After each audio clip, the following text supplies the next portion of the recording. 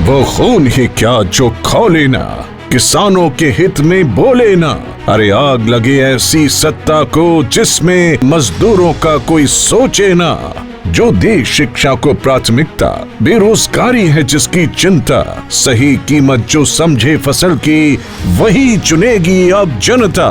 तो आओ सबको ये बतलाएं, इस बार वोट देने जब जाएं, हाथी का ही बटन दबाएं। भाई इंद्रजीत सिंह को विजयी बनाएं। सिखों के इतिहास से आज कोई भी अनजान नहीं है। उनकी दिलेरी, उनका जज्बा और उनकी बहादुरी के किस्से हम अक्सर सुनते आए हैं। आजादी की लड़ाई हो या देश पर कोई भी संकट, एक सिख 1.25 लाख के बराबर होता है और वो बिना अपनी जान की परवाह किए अंत तक लड़ता है। ऐसे ही एक सिख सरदार इंद्रजीत सिंह, जिनकी रगों में खून नहीं क्रांति है, जिनके हौसले चट्टानों जैसे मजबूत और खुद में ही इतना बुलंद है कि खुदा ने तकदीर भी बुलंद लिखी।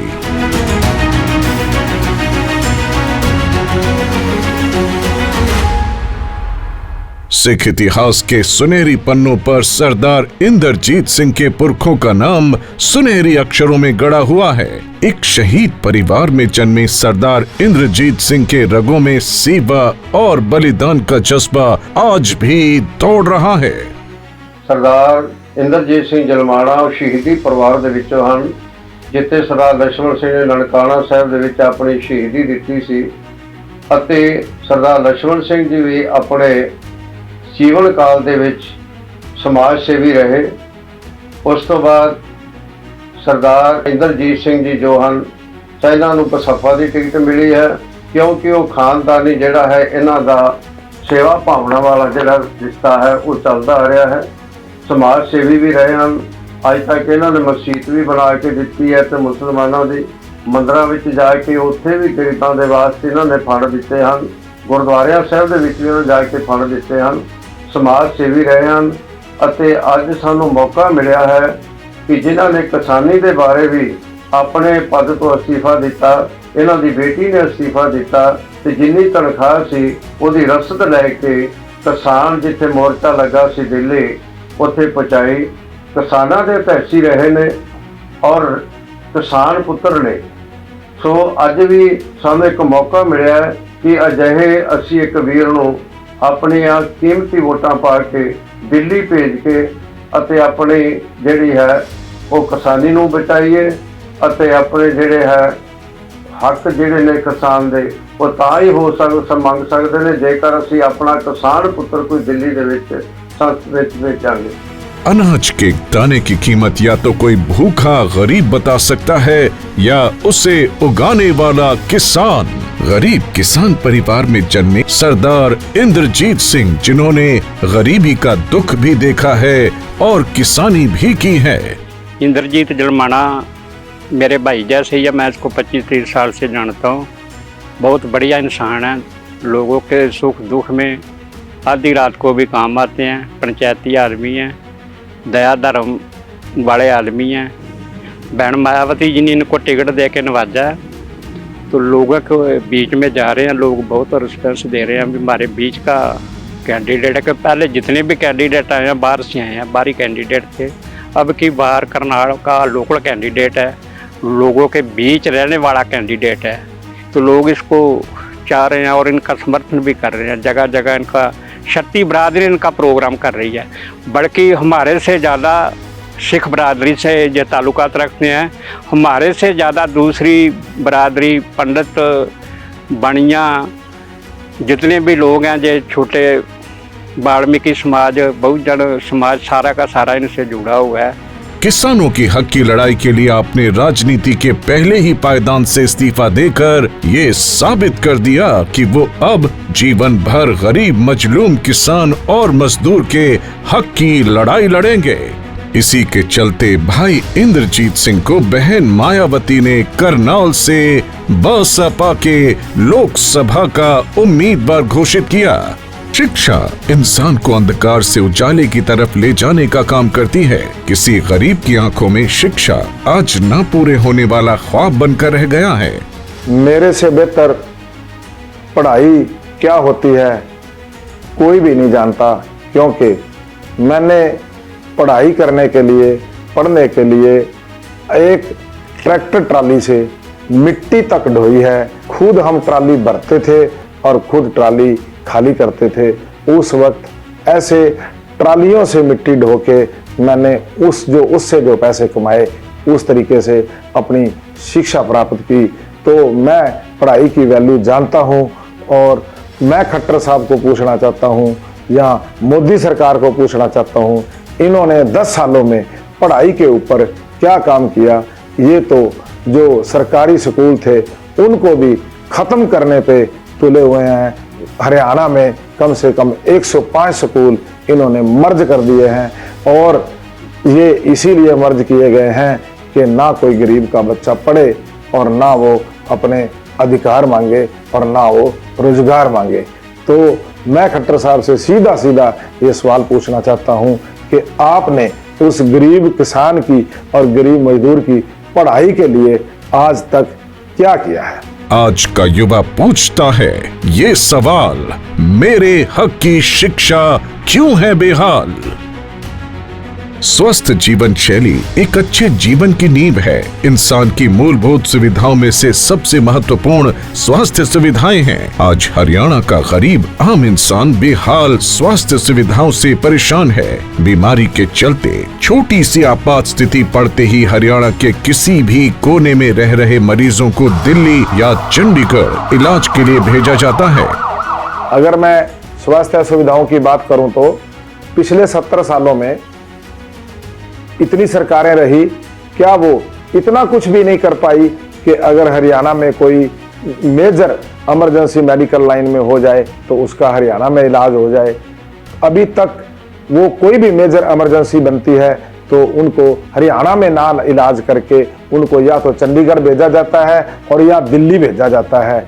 क्या ये इतना भी नहीं कर पाए कि उनका इलाज पूरे हरियाणा में कहीं हो जाए। और ये जो इतना बड़ा मेडिकल कॉलेज मेरे करनाल शहर में बना हुआ है, क्या यहाँ मतलब वो इमरजेंसी नहीं संभाली जा सकती?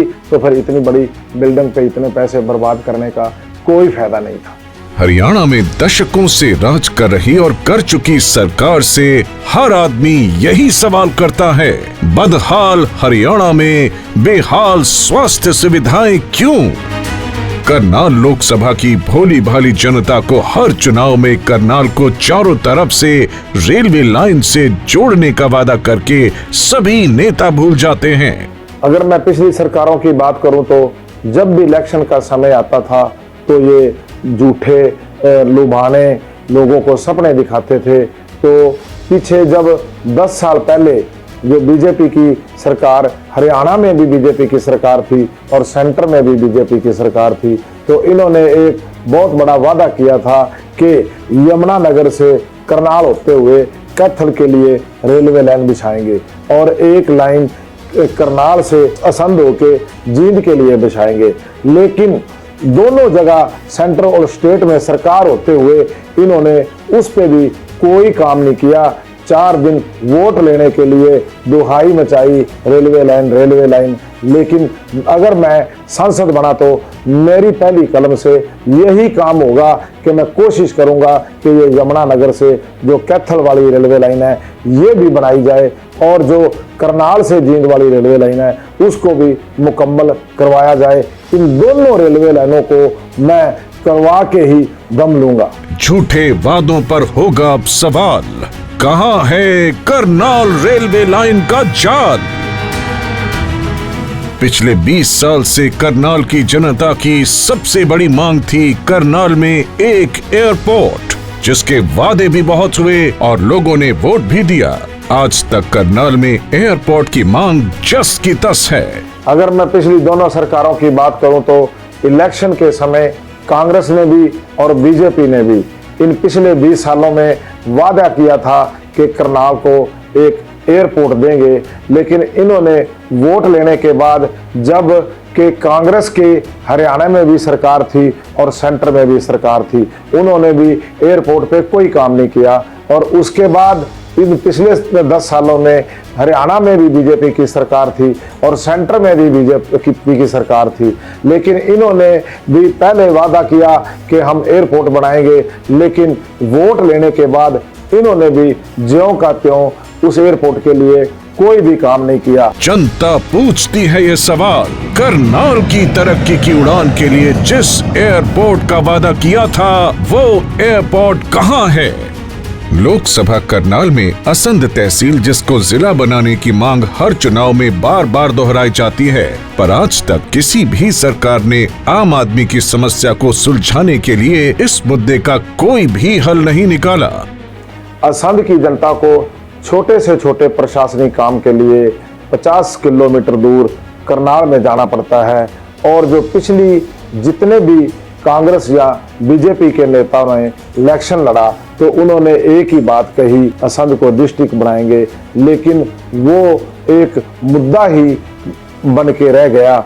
मेरी ये प्राथमिकता रहेगी, अगर मैं सांसद बनता हूं तो सबसे पहले मैं इसको असंध को जिला बनवाने की कोशिश करूंगा, ताकि ये जो छोटे छोटे कामों के लिए लोगों को 50-60 किलोमीटर दूर जाना पड़ता है, वो अपने ये जो छोटे छोटे प्रशासनिक काम हैं वो पूरे उनके अपने गृह क्षेत्र असंध में ही हो जाएं। मोहनलाल खट्टर व हरियाणा बीजेपी सरकार ने 9.5 वर्षों के कार्यकाल में असंध जिले की मांग को पूरा क्यों नहीं किया? लोकसभा करनाल की जनता की जेब को काटने का काम कर रही है राज्य व केंद्र सरकार। करनाल लोकसभा में 5 टोल टैक्स के जरिए जनता को लूटने का काम कर रही है ये भाजपा सरकार। मैं कहता हूँ ये जो करनाल लोकसभा है, इसका ये ऐसी दुर्भाग्यपूर्ण लोकसभा है कि जिसमें 5 टोल टैक्स पड़ते हैं।